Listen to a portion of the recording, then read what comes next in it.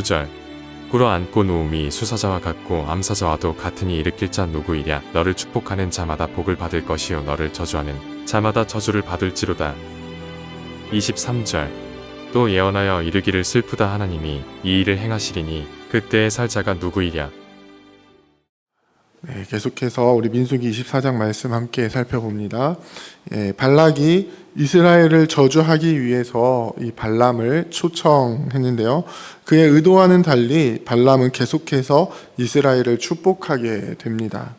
발람은 자신이 여호와께서 허락하신 말 외에는 다른 말은 할 수 없다라고 이야기를 했지만 발락은 그것을 받아들일 수가 없었습니다. 그래서 이제 다시 한번 자리를 옮겨서 세 번째 발람에게 이스라엘을 저주할 것을 요구했습니다. 한 번 더 7제단을 쌓고 수송아지와 또 순양 7마리씩 제물로 바친 후에 이전에는 이 발람이 홀로 있을 곳으로 가서 하나님의 말씀을 듣고 왔는데요. 이제는 발람이 있는 그 자리에서 바로 하나님의 예언의 말씀을 전하기 시작합니다. 발람의 세 번째 신탁의 내용은 무엇입니까? 바로 이스라엘이 얼마나 아름답고 복받은 나라인가, 그 이스라엘을 구원하신 하나님은 얼마나 위대하신 왕이신가 하는 내용입니다. 이스라엘의 모습은 정말 누구라도 탐낼 만한 아름다운 모습을 가지고 있습니다. 그들의 장막과 거처는 아름답고 그들은 동산의 모습을 가지고 있습니다. 그리고 물가에 심겨진 침향목과 백향목 같습니다. 그들의 물통은 가득 찰 정도로 복을 받았고요. 그 자손이 물가에 번성했습니다. 그들을 애굽에서 구원해낸 왕이신 하나님께서는 들소와 같이 힘이 세시고 수사자와 암사자 같이 그 대적을 이기십니다. 발람은 하나님께서 이스라엘을 축복하신 그대로 이스라엘을 축복하는 자는 복을 받고 이스라엘을 저주하는 자마다 저주를 받을 것이다 라고 분명하게 선언합니다. 이에 발락이 한 번 더 발람에게 화를 냅니다. 내가 그대를 부른 것은 내 원수를 저주하라는 것이거늘. 이 발락은 큰 돈을 들여서 발람을 모셔왔고 또 그를 존귀하게 함을 통해서 명예를 높여 주었습니다. 그렇게 해서 무엇을 하려고 했습니까? 바로 이스라엘을 저주하는 것이었습니다. 자신의 대적을 저주하고 무너뜨리기 위해서, 그것을 위해서 발람을 청해서 데리고 왔는데 발람은 3번이나 자신의 대적을 축복하고 있습니다. 그래서 이제 발락이 발람에게 뭐라고 이야기합니까? 11절에 보면요, 그대는 이제 그대의 곳으로 달아나라. 내가 그대를 높여 심히 존귀하게 하기로 뜻하였더니 여호와께서 그대를 막아 존귀하지 못하게 하셨도다. 아직까지도 이 발락은 하나님께서 복 주신 민족을 저주한다는 것이 어떤 의미를 가지는지를 알지 못하는 것 같습니다. 반면에 발람은 어떻게 합니까? 내가 당신이 보낸 사신들에게도 말하지 않았습니까? 나는 당신의 집에 있는 은금을 모두 준다 하더라도 여호와의 말씀을 어기고 선악간에 내 마음대로 행하지 못합니다. 여호와께서 말씀하신 대로 말할 수밖에 없습니다. 발람은 일관되게 자기의 임의대로 할 수 없고 하나님의 말씀대로만 이야기할 수 있다라고 이야기합니다. 그러면서 마지막으로 이 모압과 주변 국가들을 향한 예언을 하기 시작합니다. 먼저는 이스라엘을 향한 예언입니다. 한 별이 야곱에게서 나오며 한 규가 이스라엘에게서 일어나서, 이것은 야곱이 유다를 축복할 때 했던 말을 기억하게 합니다. 유다의 자손 중에서 다스리는 자가 나와 실로가 오시기까지 그 다스리는 것이 계속될 것이다 라는 예언을 했습니다. 마찬가지로 발람도 이스라엘을 향해서 축복을 하면서 하나님께서 이스라엘에게 주시는 복을 확정적으로 예언을 하고 있습니다. 세 번째 예언과 연결지어서 생각해 보면요, 아브라함에게 주셨던 복, 너를 축복하는 자를 내가 축복하고 너를 저주하는 자를 내가 저주하리라고 하셨던 것과 야곱을 통해서 예언하셨던 복, 한 규가 다스리는 자로서 모든 민족에게 행하리라는 것이 지금 이방인 점술가를 통해서 확정적으로 예언이 되고 있습니다. 그 이스라엘 민족이 행하는 것은 어떤 일들이 됩니까? 먼저 모압에게는 이쪽에서 저쪽까지 쳐서 무찌르게 될 것입니다. 이것은 모압의 왕 발락이 이스라엘에게 하려고 했던 저주입니다. 그런데 그 저주의 대상이 이제는 자신이 되어버렸습니다. 또한 셋의 자식들을 다 멸하게 될 것입니다. 에돔도 역시 이스라엘에게 주어지는 유산이 될 것입니다. 더 나아가서 아말렉과 겐족석, 또 아수르와 에벨과 또 그들을 괴롭히는 자들도 나오는데요. 이들에 대해서 뭐라고 예언을 합니까? 슬프다, 하나님이 이 일을 행하시리니 그때에 살 자가 누구이랴. 하나님께서 지금 발람의 입으로 나오는 심판의 예언을 다 이루실 것인데 과연 그 심판 가운데에서 살 수 있는 자가 누구인가 하고 질문을 하고 있는 것입니다. 이처럼 하나님께서는 택하신 백성을 세상의 권세로 저주하지 못하도록 보호하시며 오히려 그 대적들을 향해서 심판을 내리시는 분으로 또 그것을 이방인의 이불을 통해서 분명하게 드러내시면서 이스라엘을 보호하고 계십니다.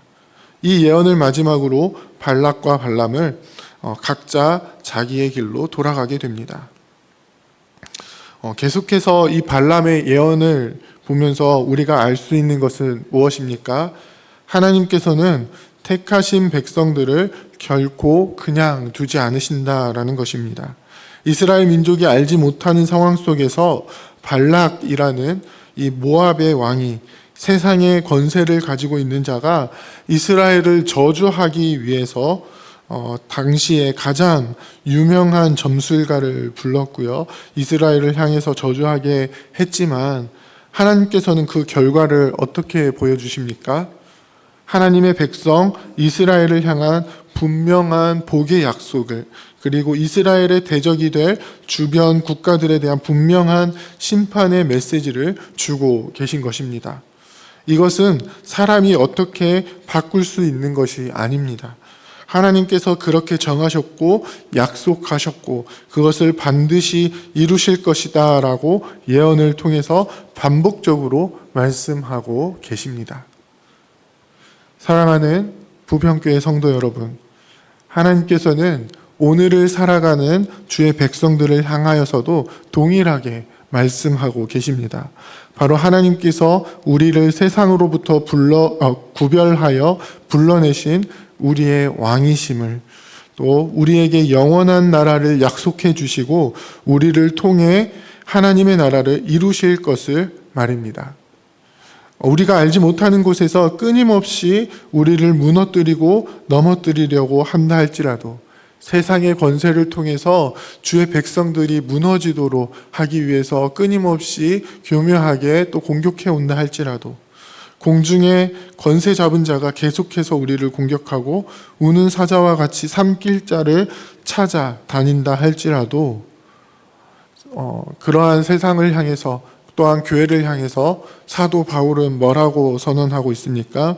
평강의 하나님이 속히 사단을 너희 발 아래 상하게 하실 것이다 라고 확신에 찬 어조로 선포합니다.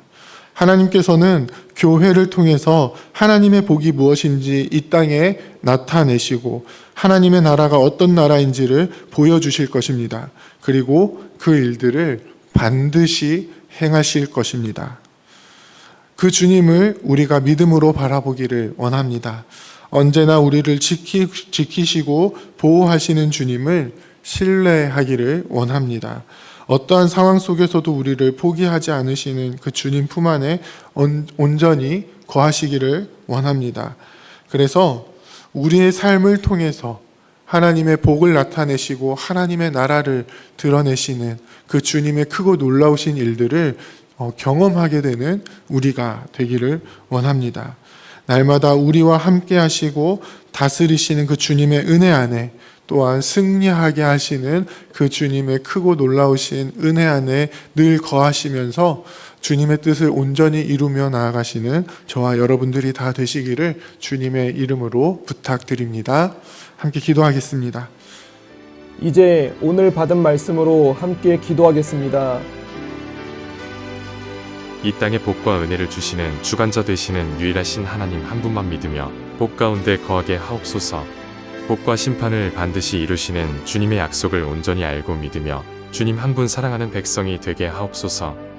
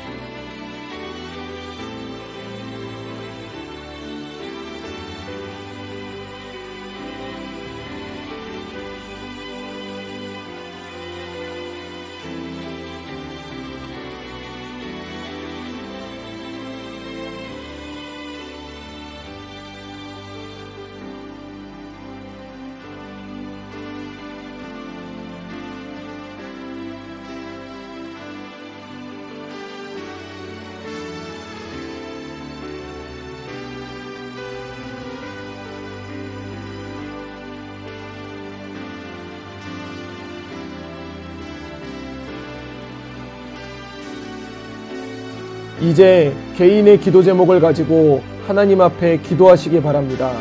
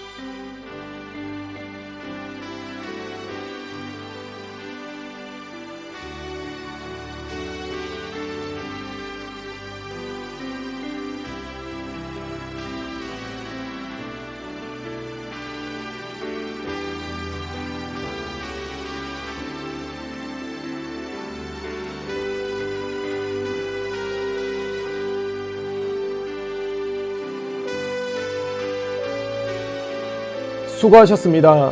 오늘도 하나님의 인도하심 가운데 승리의 하루를 보내시는 우리 재건부평교회 모든 성도님들이 되시기를 주님의 이름으로 축복합니다.